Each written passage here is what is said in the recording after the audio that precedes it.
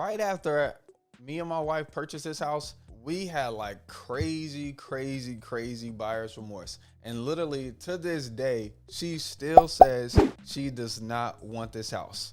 It's still kind of bittersweet, okay? And I want to give you, before you guys buy your first real estate, piece of property that you're gonna own for yourself, not investment property, I want to give you guys a couple things that we looked over that we wish we kind of would have changed, that maybe you can use to help you in your buying process. Okay, and if you guys don't know, my name is Sawan Belcher. I'm a real estate investor full-time here in Greensboro, North Carolina, and we buy and sell property all day, every single day. So look, let me show you some footage of the property, and we'll get right into this.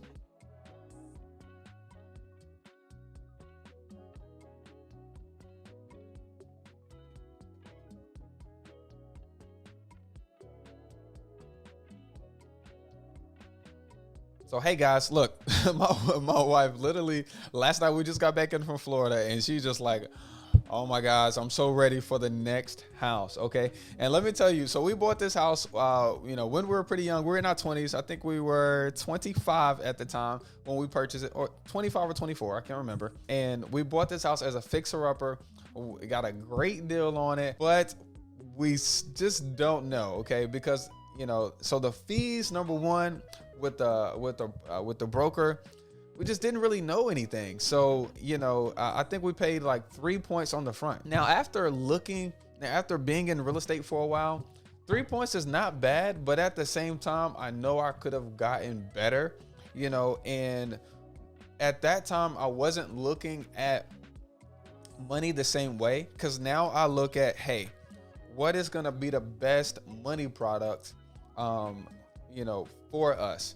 Not necessarily like, well, as long as you keep me at this payment, I'm good to go. Okay. And of course you want to know, of course you want to keep people in your budget, of course, but at the same time, if you don't know what you don't know. And when you're looking, and when you're going through the house buying process, the job of everybody in the sale is to get your emotions up and to get your emotions high. So you're not thinking logically, you're thinking emotions. You're thinking, I want this house. You're thinking, hey, let me get to the next step. Hey, I can see myself raising the family here. So you look over a lot of the details, and typically the details are in the black and white. Okay. So that's definitely one thing I wish I would have done in the beginning, is look at all of the details, like prepayment penalties, knowing what points are. Okay. Even just like PMI. Okay, I didn't know at that time, when you get qualified for a loan and there's PMI, which is private mortgage insurance, right? That is an insurance that the mortgage companies have to protect themselves just in case you foreclose, that you pay for, not them. It's to protect them, but you pay for it. That is in your monthly payment every single month, okay? And even though we bought with equity, we have a great amount of equity, literally like $100 grand or more, and we still pay this $100 out of our $800 mortgage payment of insurance for the bank. $100 over 360 months. That's an additional $36,000. I only owe like literally less than $100,000, so I could use that $36,000 right now to get me down to get me down on principal. Why would I want to give that away? I didn't know at that particular time. You can negotiate with your banker, you can negotiate with the lender and say, hey, how much do I need to pay you to take this insurance off, right? In order for you not to pay PMI, how much do I need to pay you? And they'll give you a price. I also didn't know that you can buy down your interest rate. Okay. Now, the way interest rates go, interest rate is not the cost of interest. Interest rate is your quarterly interest rate that you're charged quarterly. So let's say that your interest rate is, ours is 4.25, is a fixed rate.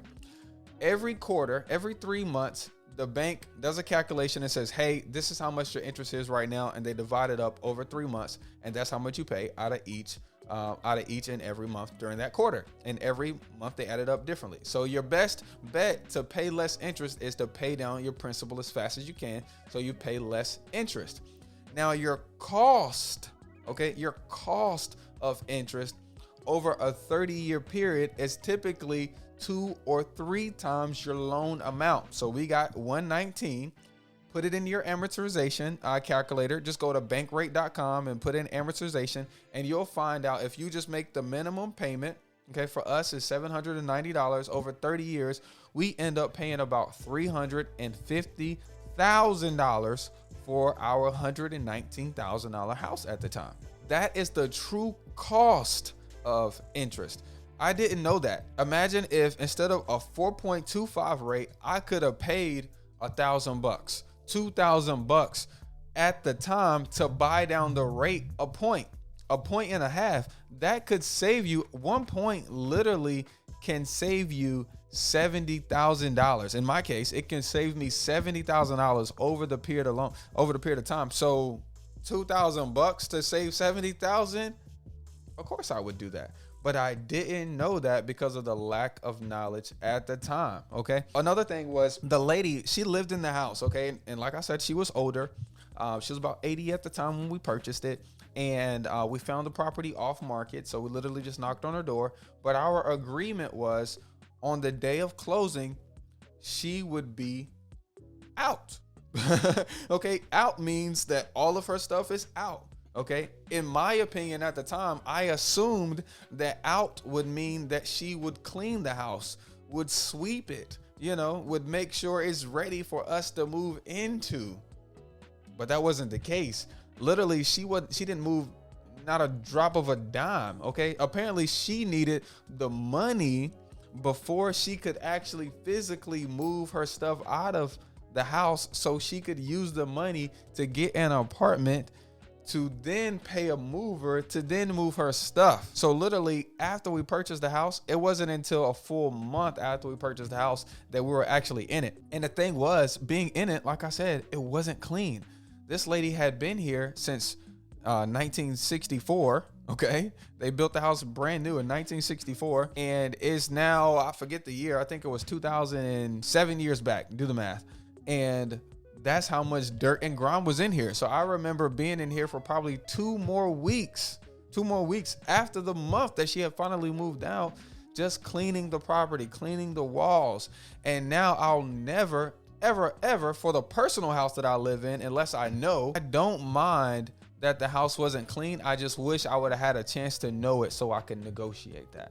Okay. Because at the end of the day, I'm fine with exchanging convenience for value, convenience for price. So if that's negotiated up front, I'm okay with that. But at the time, I end up putting in a lot of time off of work, taking time off work to make less money to get the house ready for us to move in. Okay. Let alone the bear. There's this, I don't know why people did this back in the day, but this wall paneling, it had bears, deers, Indians, white people on this wall paneling in our room. I remember having nightmares about these bears, but we ended up painting over it. It looks better now, but we had to go through the growing pains of dealing with this, 80-year-old house and our 20-year-old selves living in it. I wanted land.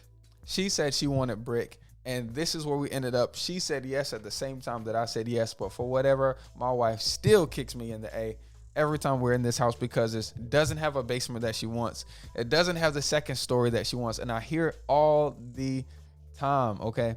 And that's just one of the things that I regret, that me and my wife didn't actually sit down and do a needs analysis together and say, hey, baby, this is what I need. This is what I need. Here's what I'm willing to sacrifice. And let's actually find that house that meets all of those needs. We didn't actually do that. When you are buying like an investor, certain things you give up for price. Okay. There's 3 things that you're going to need in the transaction. Okay. That is convenience, time, and money. Okay. And you're going to have to sacrifice one of those things in order to get the best deal. Okay. And typically that's convenience, me cleaning the house, and having to help her move all her stuff out of here so we can get in here and stop having to pay rent while we pay a mortgage. And then it's also time. Like I said, it took us a little time to get her out of here. It took us a little time to actually close the deal. But those are a few of the things that we regret. Okay. Now, after owning the house for 7 years, has it been good to us? Oh, heck yeah. Oh, heck yeah. I mean, we raise our 5 kids here and we have fun. Literally, the backyard is huge. I love my grass. I love spending time in the yard. And I mean, we've had birthday parties right here in this room. This was my office when I first quit. I mean, my first $100,000 months in this house, and this has been an amazing house. But what I'm saying is, you need to take the time to educate yourself on the buying process, lenders, appraisers, and make sure you get your inspection. Make sure you just know the know. Now, you're not going to know everything, but you need to do some research before you jump in, okay? And maybe do research as you're jumping in so you can actually take action, okay? And this is me taking action. Go follow me on Instagram, like and subscribe, okay? I want to help you guys own as many properties as you want. If you haven't bought one yet, let's get you to your first one. Tell me in the comments below what's holding you up so I can help you guys buy your first, if not your 100th real estate property, okay? You guys have an amazing day.